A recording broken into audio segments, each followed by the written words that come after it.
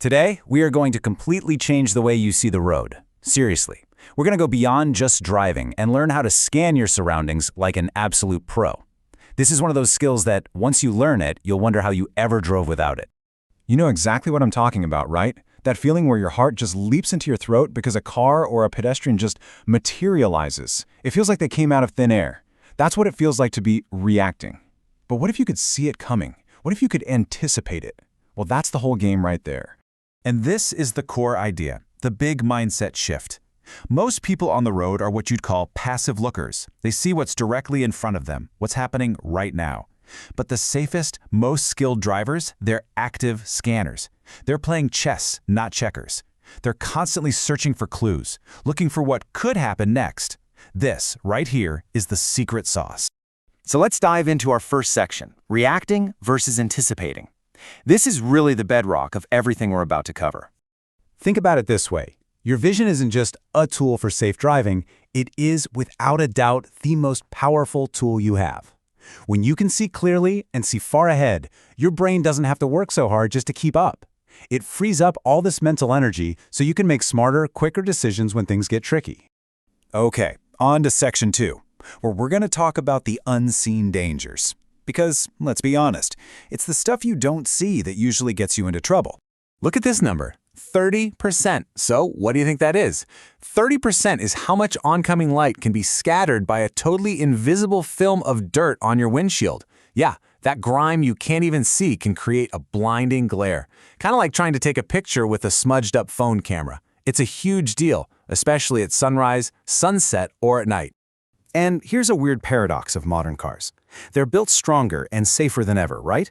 But those thick pillars on either side of your windshield, the A-pillars, they create enormous blind spots.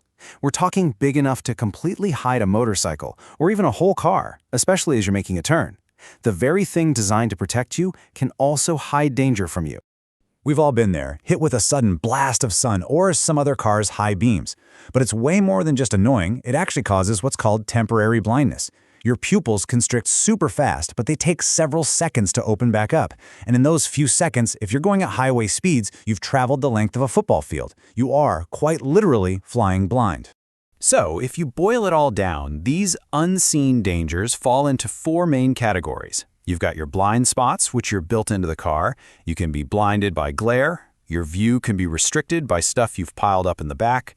And your vision has a limited range when you're going over hills or around curves. Just keeping those 4 things in your head is like having a quick safety checklist while you drive. Okay, enough about the problems. The good news is there are totally solutions for all of this. So for section 3, let's open up the Pro Driver's Toolkit. These are simple, powerful habits you can start using on your very next drive.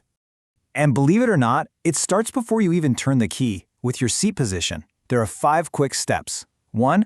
Raise your seat up so your eyes are about 3 inches over the steering wheel. 2. Slide your seat so there's a slight bend in your knees. 3. Set your backrest a little more upright, between 100 and 110 degrees. 4. Adjust the steering wheel for a perfect 9-3 grip. And 5. Make sure your headrest is level with the back of your head. It sounds basic, but this setup gives you maximum visibility and control. All right, this next one is a genuine game changer. It's a super simple acronym for one of the most dangerous things we do. Changing lanes, and the acronym is SMOG. Please, please, please commit this one to memory. It builds layers of safety into a single maneuver. Let's break it down. S is for signal.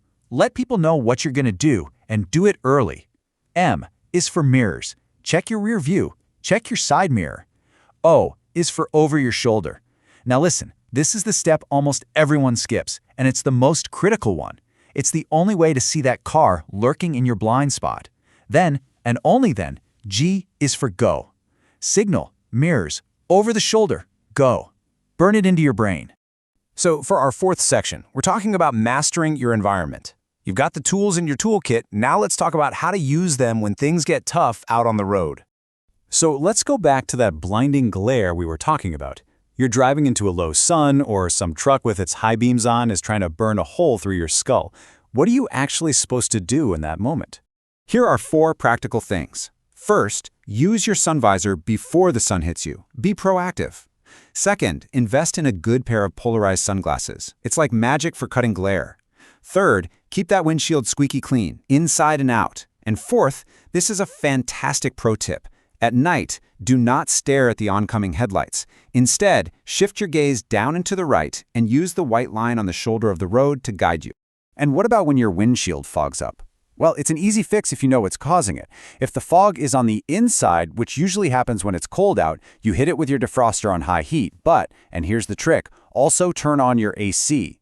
The AC is a dehumidifier. It'll clear that moisture up in seconds. Now, if the fog is on the outside, like on a warm, humid day, the fix is way easier. Just turn on your wipers for a swipe or two. All right, let's bring this all home in our final section, driving with new eyes. Because really, everything we've talked about, seat position, smog, glare, it's all pointing to one big, transformative idea. This quote really nails it. The goal here is to transform your driving from just passive observation into active, engaged perception. And that word perception is so important. It's not just about what your eyes are seeing. It's about your brain actively understanding the meaning of what you see and making smart predictions about what could happen next. And remember, this is not a set it and forget it kind of skill. Active scanning is a habit, a muscle you have to build. It has to become a constant loop of seeing, thinking, and adapting that you run automatically, every single time you're behind the wheel.